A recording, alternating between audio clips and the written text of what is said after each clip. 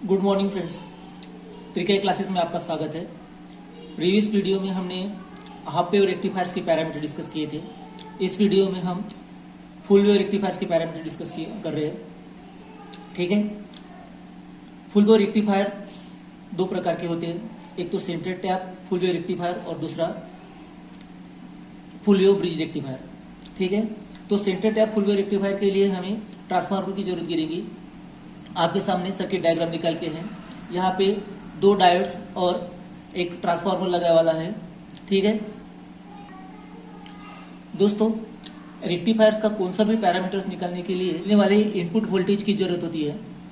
ठीक है, यहाँ पे ट्रांसफार्मर का सेकेंडरी रेक्टिफायर के लिए इनपुट हो रहा है करके हमें ट्रांसफार्मर के सेकेंडरी वोल्टेज की वैल्यू निकालना पड़ेगा। ठीक है, तो ट्रांसफार्मर की सेकेंडरी वोल्टेज की वैल्यू निकालने के लिए हमारे पास फार्मूला है N1 divided by N2 equal to V1 divided by V2।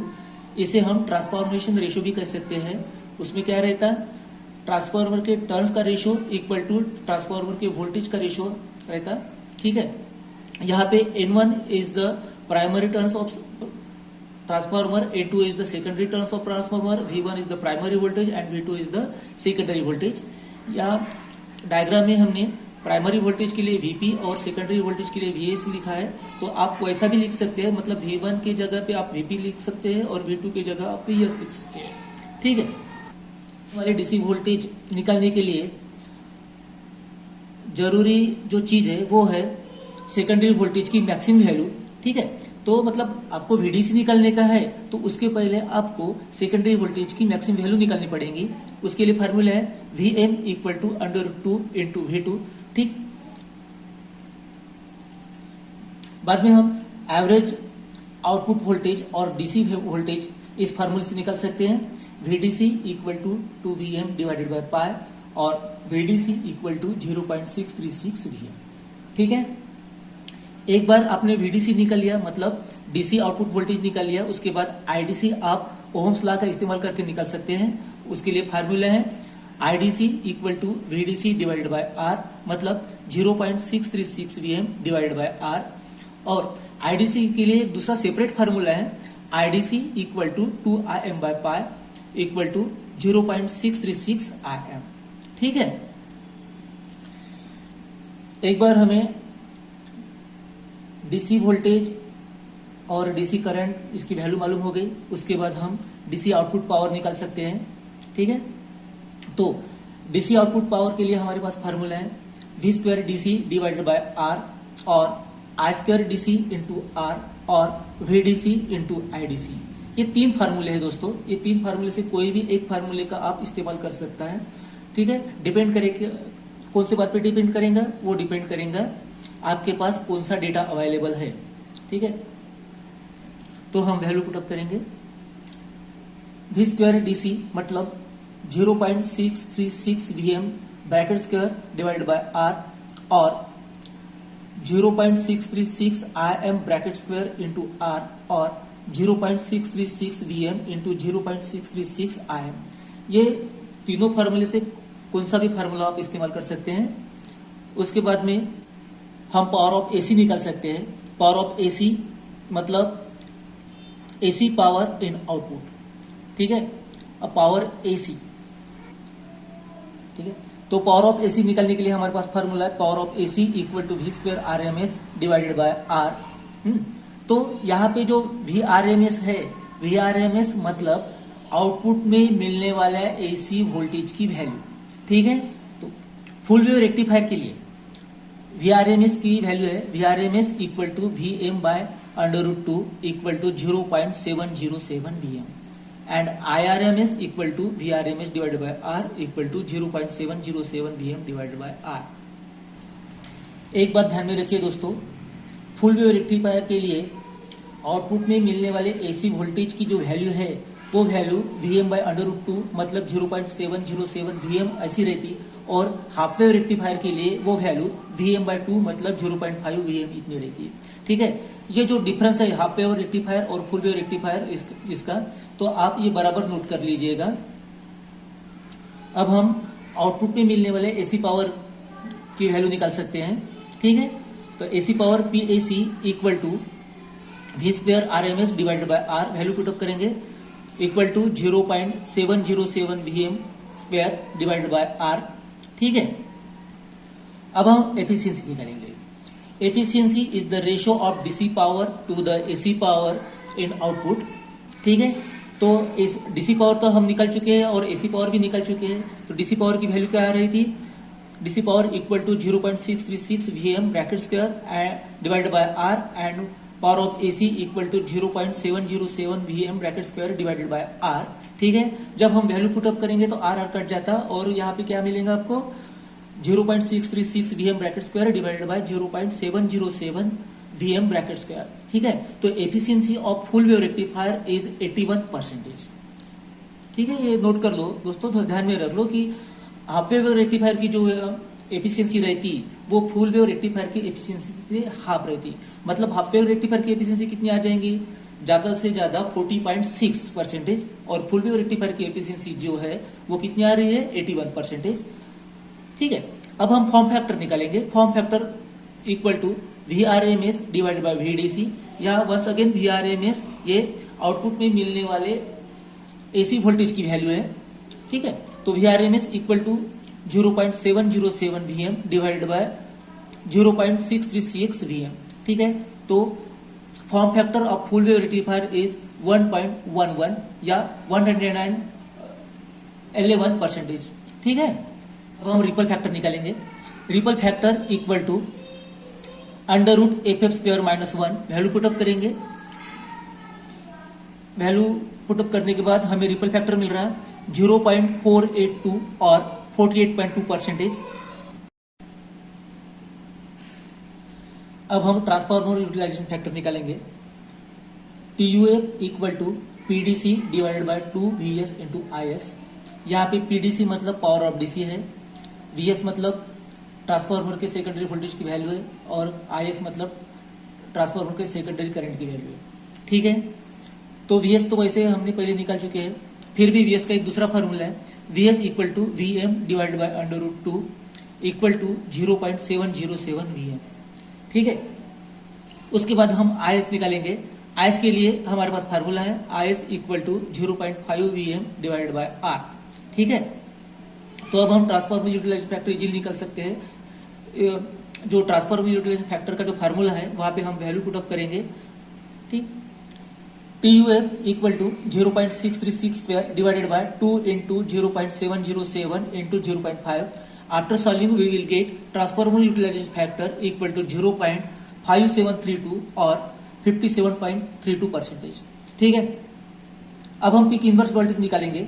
Peak inverse voltage equal to 2VM, मतलब फुल वेव रेक्टिफायर का जो पीक इनवर्स वोल्टेज है वो हाफ वेव रेक्टिफायर के डबल रहता। हाफ वेव रेक्टिफायर में पीक इनवर्स वोल्टेज कितना रहता, वो रहता PIV इक्वल टू VM और फुल वेव रेक्टिफायर के लिए रहता PIV इक्वल टू 2VM। ठीक है, आपके कंसेप्ट क्लियर होने के लिए हम एग्जांपल लेंगे। A full wave single phase rectifier circuit using 2 diodes is shown in figure, feeds into a load resistance of 3 kilo ohm, secondary transformer voltage equal to 300 V, calculate DC current, DC output power and DC output voltage.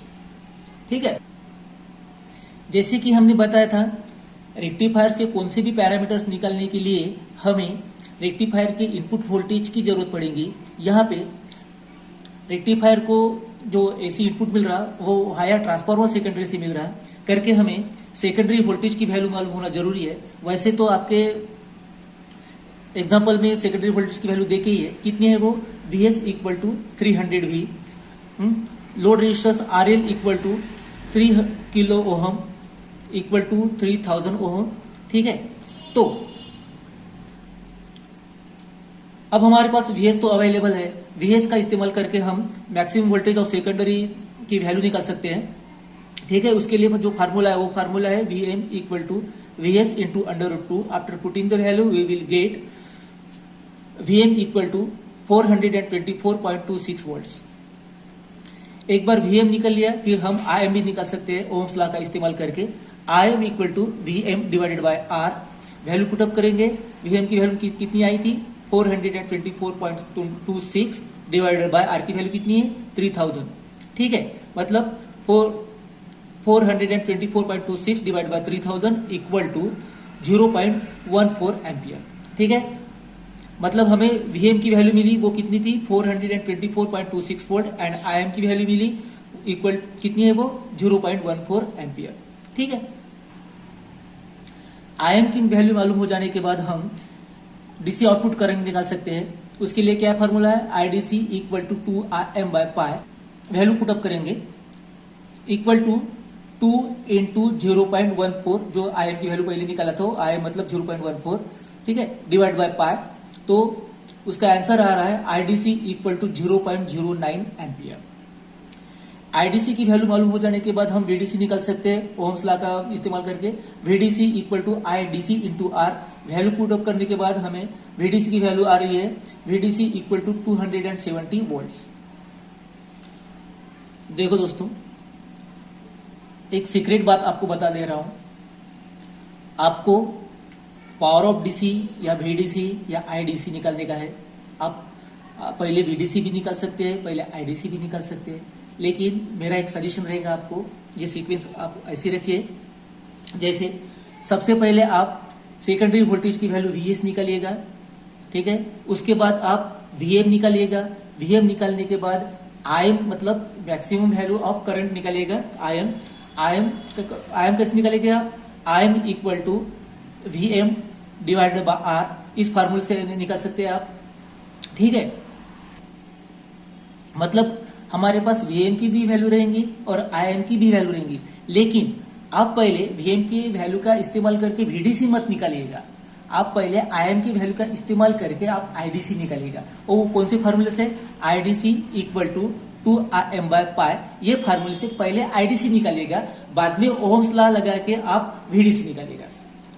ठीक है, ये sequence आप ध्यान में रखिएगा।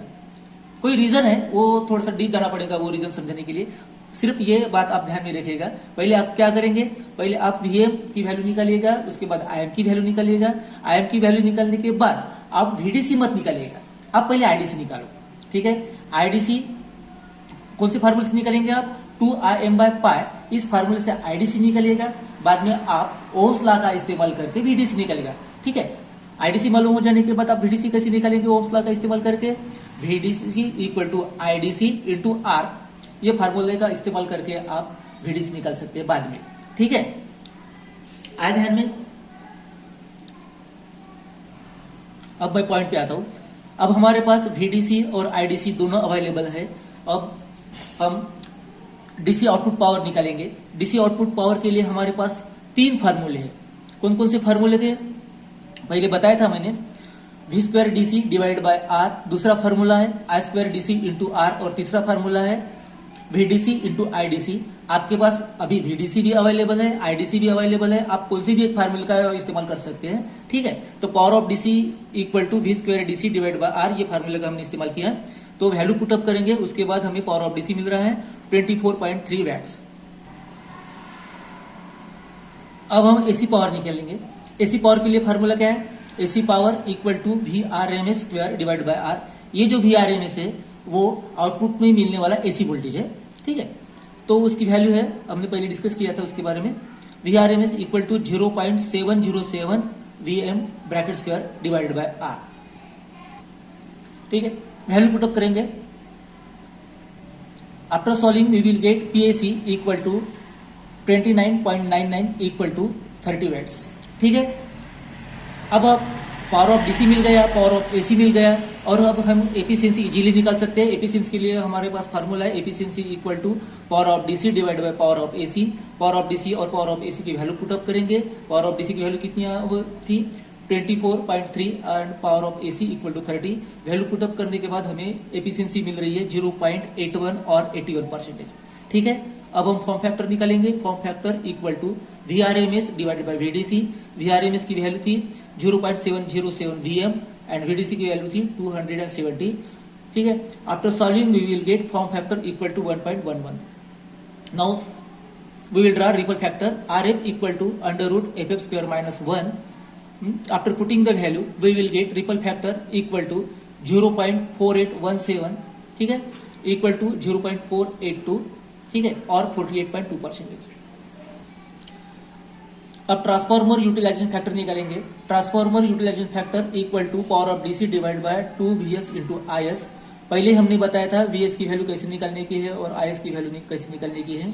यहाँ पे IS की वैल्यू देखे है, देखो IS equal to 0.5 VM divided by R।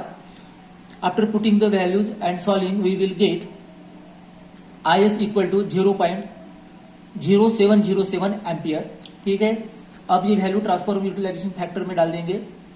ठीक है, after solving we will get transformer utilization factor 57.30%। Peak inverse voltage of full wave rectifier equal to 2 VM। ठीक है, वैल्यू पुटअप करेंगे तो उसके बाद आपको मिल रहा है peak inverse voltage equal to 848.52 volts.